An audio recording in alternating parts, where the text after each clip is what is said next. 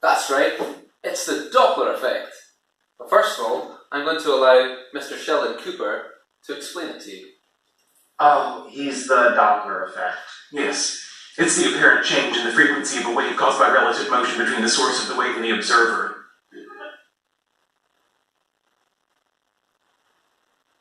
It's the apparent change in the frequency of a wave caused by relative motion between the source of the wave and the observer. Okay, let me try and break that down a little bit for you. So the Doppler effect is the apparent change in the frequency of a wave. So if it was a sound wave, how high or low pitched that sound is, caused by relative motion between the source of the wave, so the thing making the noise, and the observer, the thing hearing the noise. So it doesn't matter whether it's the source moving or the observer moving, you will witness the Doppler effect, the apparent change in how high or low pitched that sound is. Okay, now let me try and give you a wee simulation to show you where the Doppler effect comes from. This is actually an analogy. So I'm going to say this is a hopper, and the hopper is delivering sweeties onto a conveyor belt. The sweeties in this case are like sound waves.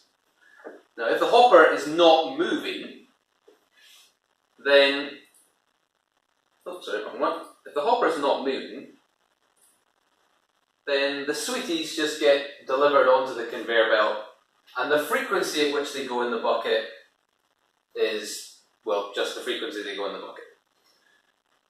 Now, let's compare that frequency though when the hopper is moving.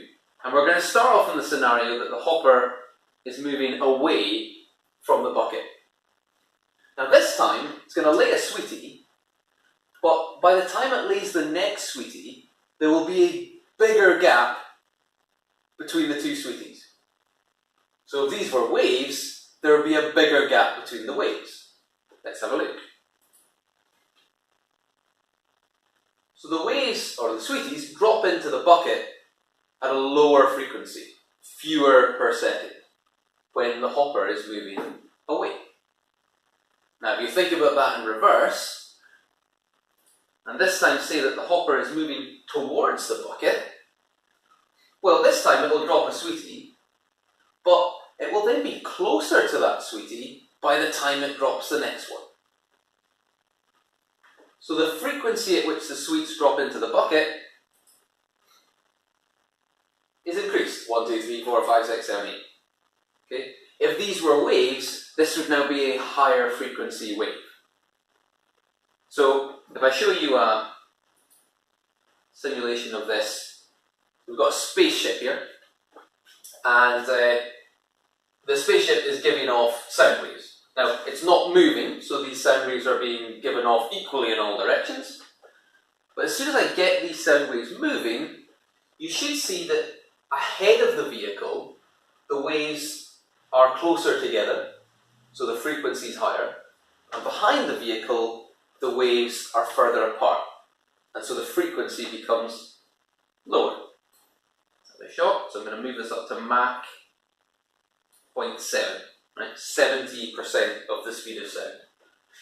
And this is why, when objects are moving quite quickly, like aeroplanes or fast-moving cars, you hear a very distinct Doppler effect.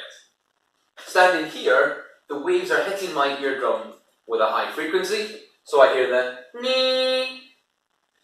But when this spaceship passes by me, that frequency is going to drop. Hence I'll hear the neeeeeeaaawwwww, and that's the Doppler effect. Now, I'm going to try and demonstrate the Doppler effect to you now, cowboy style. And this cowboy is particularly awesome because he has a plastic red ball with an electric buzzer at the end of his rope. So, you know, don't mess with him. So first I'm going to turn on a very irritating noise. And then what I'm going to do is I'm going to swing the ball around my head. And you should hear that as the ball approaches you, a slightly higher frequency than the ball moving away. It's going to be swinging quite quickly, so what you're likely to hear is just a slight change, a kind of meow, meow, meow, like an ambulance, I guess. But you should hear a pitch change. Just try not to destroy my classroom.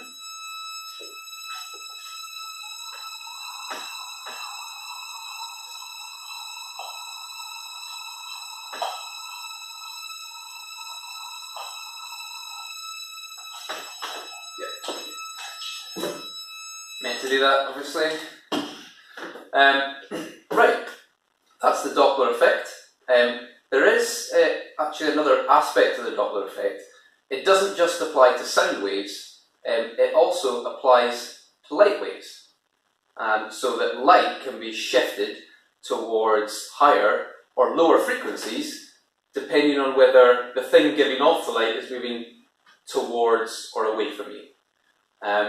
But that's for another video, so I'm going to leave it right now on a cliffhanger. Oh, how terribly exciting. I know, you're wetting yourself.